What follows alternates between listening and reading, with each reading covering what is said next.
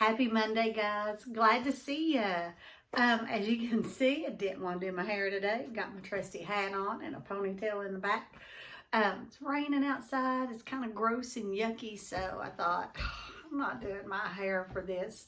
So you're going to get to see 5 days worth of lessons with a hat on this week. So talking about this week, let me set my book down.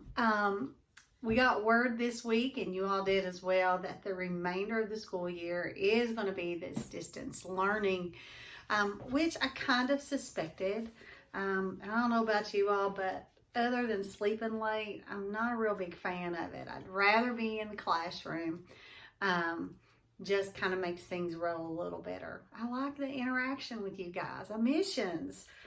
But it is what it is. So we have, I think, 4 or 5 weeks left of this type of learning. We're going to make the most of it. And so just get used to it, I guess. Last Friday, I ran into the classroom and put the remainder of my grades in for Infinite Campus for term 3. That was the deadline. I'm always a deadline girl. Wasn't able to do them here at home, so I don't know what the deal is. I can do everything else remote except put grades in. Don't get it. I will be going back into the classroom on Monday, which is the day you're viewing this, and I will get your 4th 9 weeks grades caught up. They're all down on a piece of paper. I just have to kind of build the portals and get them in. That'll give you a good idea of where you are standing for the 4th 9 weeks. So keep that in mind. It's coming. And hopefully it'll be there. I will also be looking at that last set of questions and the test on Monday as well. So I'll be honest, I really try not to touch any of that stuff on the weekend.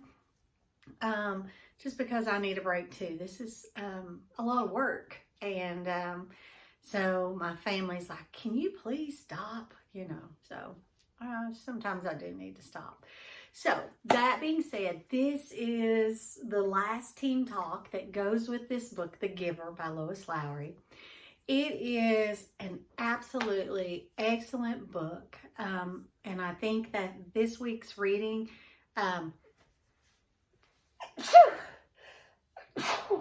excuse me. I think that this week's reading and next week's will really pull you all into the book big time. There is an accompanying book that goes with this one by Lois Lowry, and it's called Sun.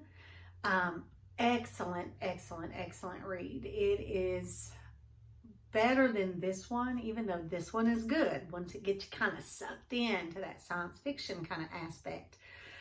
The other one is better, and it picks up with the same characters, but it adds a few. It's super, super good. So if you like this one, that may be something you can get on Audible Book or Amazon, and you might purchase it on Amazon and do it that way. All right, enough being said, let's jump right in here. Our end in mind for this week is I will be able to identify cause and effect relationships in our story.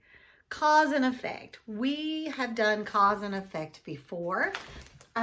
We did it as 5th graders when we were looking at Number the Stars. And we did it some with wholes. So those of you who did wholes with me, there is some pieces of cause and effect in there as well. So kind of want to keep that in mind. Cause and effect is something we've done before, and so this should be an easy skill for us. Let's take a look at vocabulary real quick. We have rehearsed. That is practiced beforehand. So if you are in a play, and a couple of years ago, Miss Bryant and Miss Taylor was doing like a little theater thing here at school, and the kids rehearsed a great deal. They practiced and practiced and practiced before they did the final production. So they practiced it beforehand. We have inappropriate. That means it's not proper. It is inappropriate to burp or belch at the dinner table. There's a couple of things that we can think about that are inappropriate or that's not proper to do. In class, excuse me, it is not unusual for 6th grade boys to think it is absolutely hilarious to pass gas in the classroom. But let me tell you, it's inappropriate. We don't really like you sharing that kind of bodily function, so it is not proper to do. We have dejected. That is sad. And dejected to me is, it means sad, but a lot of times you can see that type of sadness on someone. So I'm interested to see how they use that word in context. We have anguished. That's pained. Inconsiderate is unkind or not caring. Tentatively is hesitant or carefully. It's where you're not sure if you should or not. Or maybe I should. I don't know. Maybe I will. You are kind of second guessing yourself before you go ahead and do it. Relentless is non-stopping or unending. I like to use this example. There is a commercial of an adult cartoon where there's a little like baby or a toddler, and he is relentless in the commercial, and he goes, "Hey mommy, mommy, hey mommy, mommy, mommy, mommy, mommy, hey mommy, mommy, mommy, mommy, hey mommy, mom, mom, mom," and he never shuts up. He says it nonstop or unending until the mom is like, "What?" And then it's just kind of like silence. Now, those parents who are listening to this right now, and you're probably smiling and chuckling because you've had toddlers, and when you finally say, "What do you need, sweetie?" they can't tell you a thing what they need, but they were relentless trying to get your attention. Subsided is lessened or fell back. So those are the words that we're really going to be focused on in the next 2 weeks. And so also, we're going to be using these vocabulary words on Tuesday and Thursday when we are uploading our Google Classroom. I'm going to have you upload as well the correct words that go with your vocabulary builders. So, trying something a little bit new there to get that extra vocabulary in there. So, on test day, I had you read to the end of chapter 14. However, I needed really to have you read to the end of chapter 15. Now, your last question on the test, you were able to answer without reading chapter 15. You could have done that with some prior knowledge, and that's absolutely fine. But I need to read chapter 15 at this point to give you some background knowledge before we move into this week's reading. So I'd like you to go to page 149, please. And I'm going to get a drink.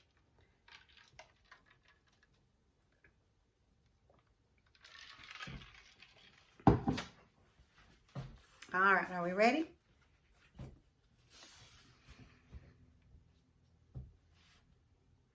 So Jonas entered the annex room and realized immediately that it was a day when he would be sent away. The giver was rigid in his chair, his face in his hands. "I'll come back tomorrow, sir," he said quickly, and then he hesitated. "Unless maybe there's something I can do to help." And the giver looked up at him, his face contorted with suffering. "Please," he gasped, "take some of the pain." Well, Jonas helped him to his chair at the side of the bed. Then he quickly removed his tunic and lay face down. "Put your hands on me," he directed, aware that in such anguish the giver might need reminding. The hands came, and the pain came with them and through them.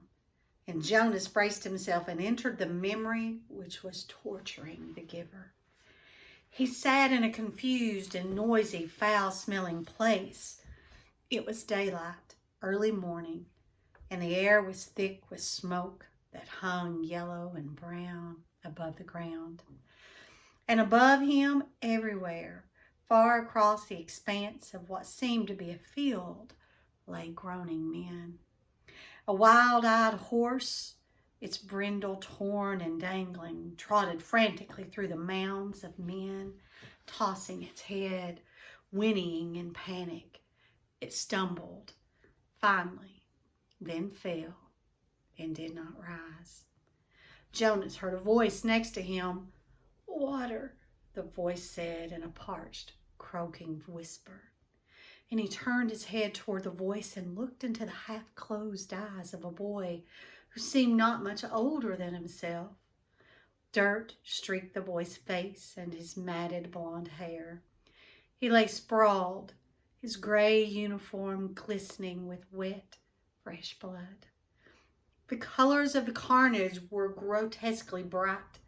The crimson wetness on the rough and dusty fabric, the ripped shreds of grass, startling green in the boy's yellow hair. The boy stared at him. "Water," he begged again, and when he spoke, a new spurt of blood drenched the coarse cloth across his chest and sleeve.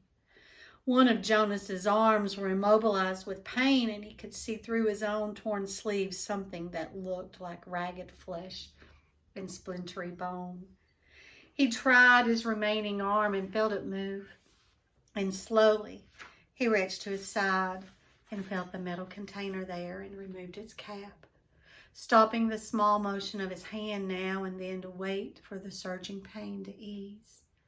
Finally, when the container was open, he extended his arm slowly across the blood-soaked earth, inch by inch, and held it to the lips of the boy. Water trickled into the imploring mouth and down the grimy chin, and the boy sighed. His head fell back, his lower jaw dropping as if he'd been surprised by something, and a dull blankness slid slowly across his eyes, and he was silent. But the noise continued all around, the cries of the wounded men, the cries begging for water and for mother and for death.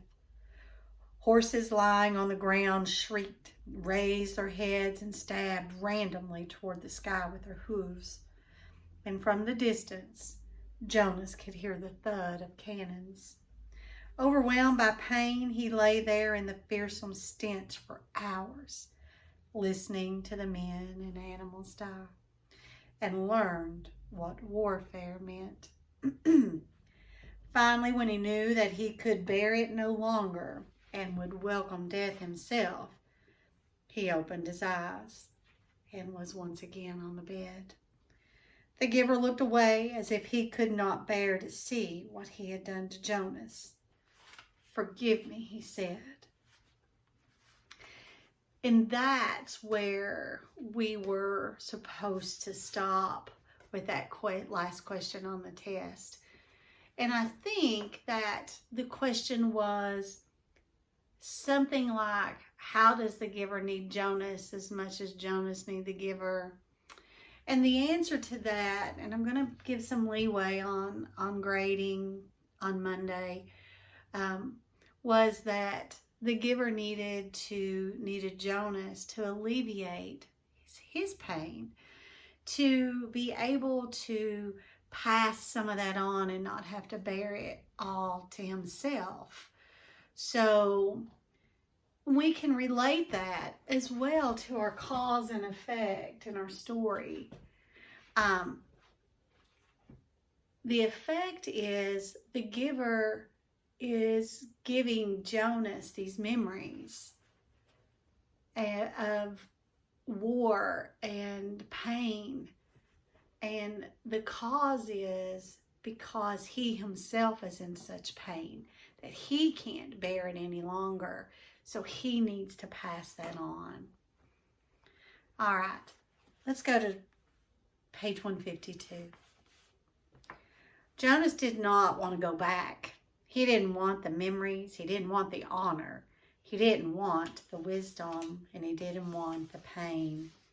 He wanted his childhood again, his scraped knees and ball games, and he sat in his dwelling alone, watching through the window, Seeing children at play, citizens bicycling home from uneventful days at work, ordinary lives, free of anguish, because he had been selected, as others before him had, to bear the burden. But the choice was not his. He returned each day to the annex room. So this is telling us that Jonas continues to go to the annex even though he doesn't want to, even though the memories are so painful and sad. And the big question is, why does he do it? Why doesn't he just say, I ain't going? Well, he does it because he has an obligation to go. That he knows it's his duty, I guess is a better word. That's why he continues to go.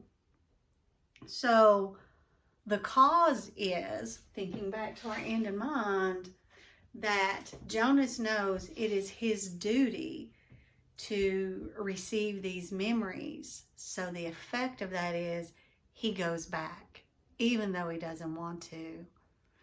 That is that cause and effect relationship. All right, so let's keep going. The giver was gentle with him for many days, following the terrible shared memory of war. There are so many good memories, the giver reminded Jonas, and it was true. And by now, Jonas had experienced countless bits of happiness, things he had never known of before. He'd seen a birthday party with one child singled out and celebrated on his day, so that now he understood the joy of being an individual, special and unique and proud. He had visited museums and seen paintings filled with all the colors he could now recognize and name.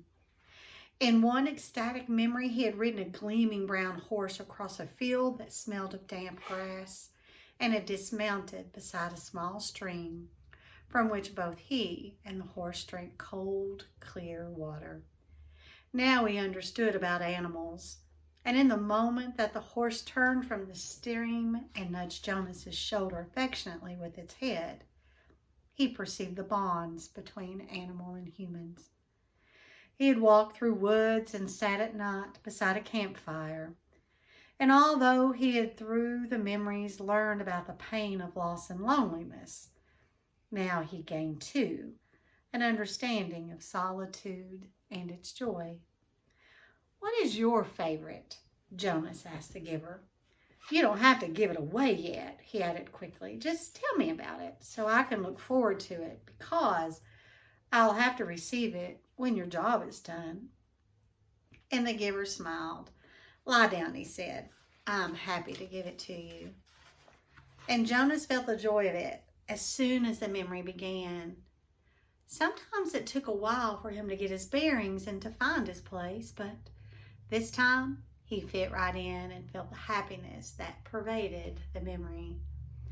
He was in a room filled with people, and it was warm, with firelight glowing on a hearth, and he could see through a window that outside it was night and snowing. There were colored lights, red and green and yellow, twinkling from a tree which was oddly inside the room. And on a table, lighted candles stood in a polished golden holder and cast a soft, flickering glow. He could smell things cooking, and he heard soft laughter, and a golden-haired dog lay sleeping on the floor. Now let's think of the setting that he's very vividly painted for us. But what memory did this evoke for you very quickly? Yeah, it evoked the memory of Christmases for me. And the evidence to me would be that it was snowing. There were colored lights, red, green, and yellow, twinkling from a tree. And to me, when else do we have a tree in our house that we have colored lights twinkling from it? Just at that special Christmas holiday. So that's kind of where I came from that. And on the floor there were packages wrapped in brightly colored paper and tied with gleaming ribbons. There's more. And as Jonas watched, a small child began to pick up the packages and pass them around the room to other children and to adults who were obviously parents, and to an older, quiet couple, man and woman, who sat smiling together on a couch. And when Jonas watched, the people began one by one to untie the ribbons on the packages, to unwrap the bright papers and open the boxes and reveal toys and clothing and books. There were cries of delight, and they hugged one another. The small child went and sat on the lap of the old woman, and she rocked him and rubbed her cheek against his. But Jonas opened his eyes and lay contently on the bed, still luxuriating in the warm and comforting memory. It had all been there, all the things he had learned to treasure. "What did you perceive?" the giver asked. "Warmth," Jonas replied, "and happiness. And let me think, family, that it was a celebration of some sort of holiday and something else. I can't quite get the word for it. It will come to you. Who were the old people and why were they there?" It had puzzled Jonas seeing them in the room. The old of the community did not ever leave their special place, the house of the old, where they were so well cared for and respected. They were called grandparents. Grandparents? Grandparents. It meant parents of the parents long ago. Back and back and back, Jonas began to laugh. So actually there could be parents of the parents of the parents of the parents? And the giver laughed too. That's right. It's a little like looking at yourself, looking in a mirror, looking at yourself, looking in a mirror. And Jonas frowned. But my parents must have had parents. I never thought about it before, but who are my parents of the parents, and where are they? Well, you could look in the Hall of Open Records. You would find the names, but think, son. If you apply for children, then who will be their parents of the parents? Who will be their grandparents? Well, my mother and father, of course. And where will they be? Jonas thought. Oh, he said slowly. When I finish my training and become a full adult, I'll be given my own dwelling. And then when Lily does, a few years later, she'll get her own dwelling and maybe a spouse and children if she applies for them. And then mother and father. That's right. As long as they're still working and contributing to the community, they'll go and live with the other childless adults. And they won't be part of my life anymore. And after that, when the time comes, they'll go to the house of the old, Jonas went on. He was thinking aloud. And they'll be cared for and respected, and when they're released, there will be a celebration which you won't attend, the giver pointed out. Well, no, of course not, because I won't even know about it. By then, I'll be busy with my own life, and Lily will too. So our children, if we have them, won't know who their parents or parents are either. Well, it seems to work pretty well that way, doesn't it? The way we do it in our community, Jonas asked. I just didn't realize there were any other way until I received that memory. It works, the giver agreed. And Jonas hesitated. I certainly like the memory, though. I can see why it's your favorite. I couldn't quite get the word for the whole feeling of it, the feeling that was so strong in the room. Love, the giver told him. And Jonas repeated it, love. It was a word and concept new to him. They were both silent for a minute, and then Jonas said, Giver? Yes. I feel very foolish saying this. Very, very foolish. No need. Nothing is foolish here. Trust the memories and how they make you feel. Well, Jonas said, looking at the floor, I know you don't have the memory anymore because you gave it to me, so maybe you don't understand this. I will. I'm left with a vague wisp of that one. And I had many other memories of families and holidays and happiness and love. And Jonas blurted out what he was feeling. I was thinking that, well, I can see that it wasn't a very practical way to live with the old right there in the same place, where maybe they wouldn't be well taken care of the way they are now, and that we have a better arranged way of doing things. But anyway, I was feeling actually that it was kind of nice then, and that I wish we could be that way, and that you could be my grandparent.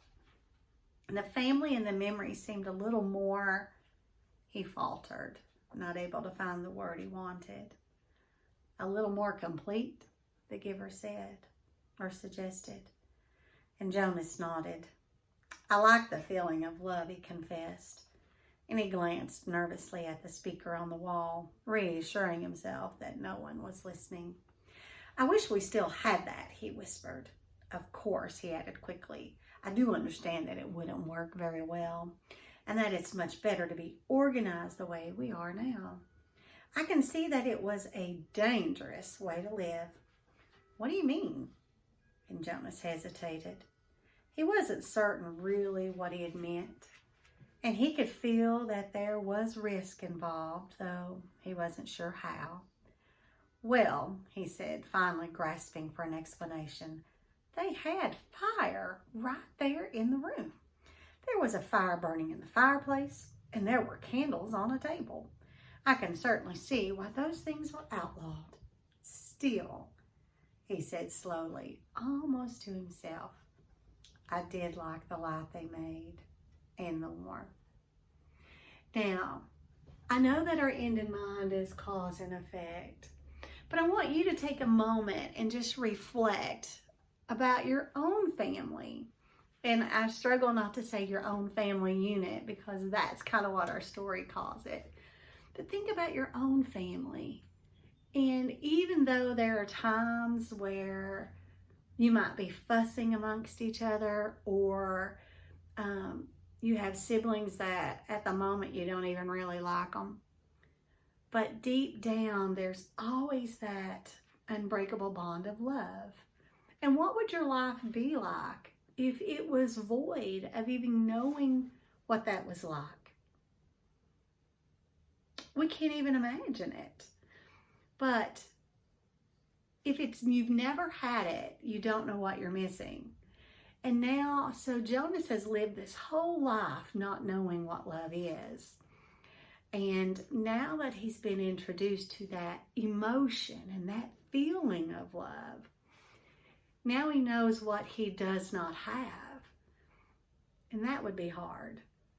To me, it would. I'd like you to take your questions and I'd like you to break those down for me as I'm reading them. And we're kind of going to go from there. So let's see what we got here. We have, describe how Jonas's relationship with Gabriel differs from his relationships with others in the community. So we want to remember when we're breaking down our questions, differ means how it's different, or contrast, how those relationships are different. Number 2, why does Jonas decide to stop taking his pills? And remember, those pills were introduced in the first week that we began this. I think it was week 1, maybe day 2. So why all of a sudden does he just stop taking them? And then question 3, it says on page 132, and we know that that is not going to be the page number. And so I'm going to put a question mark over that page number, because we're using a different series of the book from when some of these questions were created. So on page blank, the author writes that Jonas has experienced real sadness while his mother has not. What does that mean, and how did you figure that out? And as we're reading, we'll try to keep that question in the front of our mind here so that we can go back in and fix that page number. And then number 4. Which of the following describes Jonas in this section of the book? Is it relieved, confused, hopeful, or forlorn? Now, we want to pick our book back up to page 159 because that's where we are today.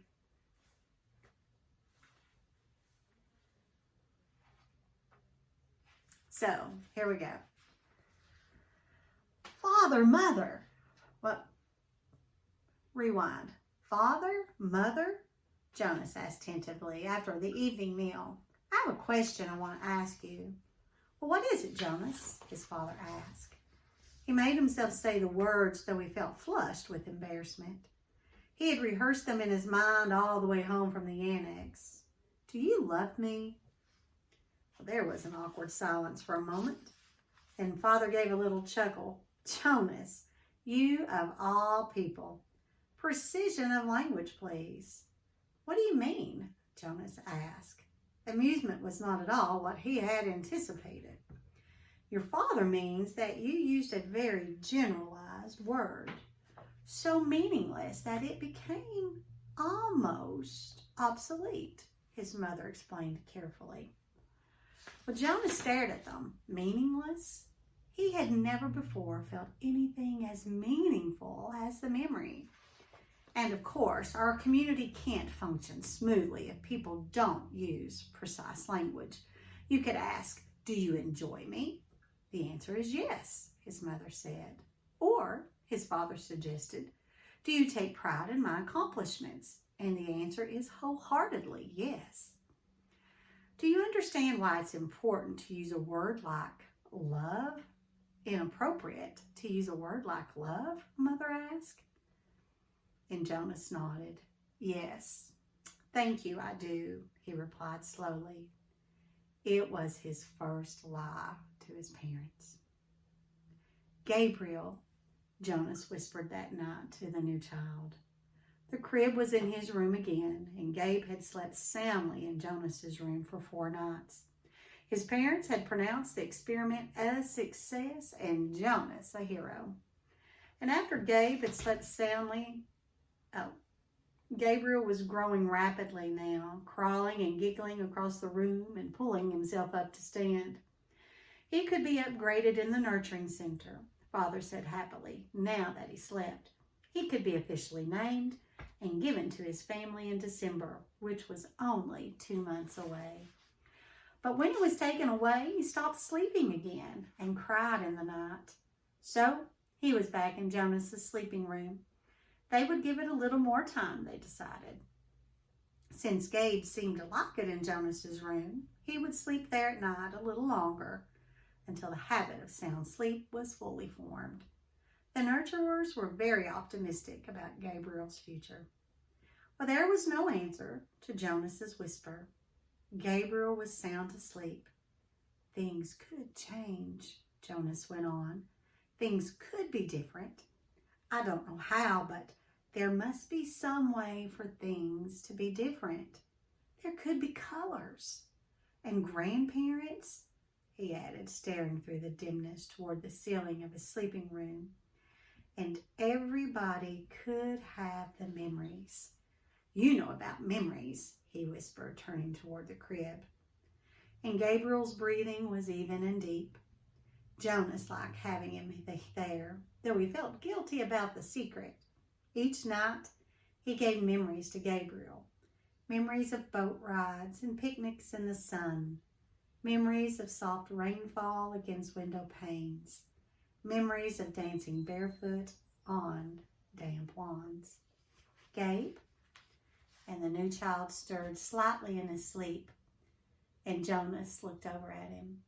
There could be love, Jonas whispered. And the next morning, for the first time, Jonas did not take his pill. Searching something within him, something that had grown there through the memories, told him to throw the pills away. Now, I would like you to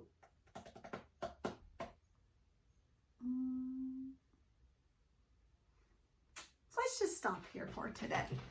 All right, so I'm not going to ask you to upload any, I'm not going to ask you to do anything in your journal right now, unless you want to go ahead and do your vocabulary, because that's coming, okay? So we're just going to stop the reading where we are and see you in a minute.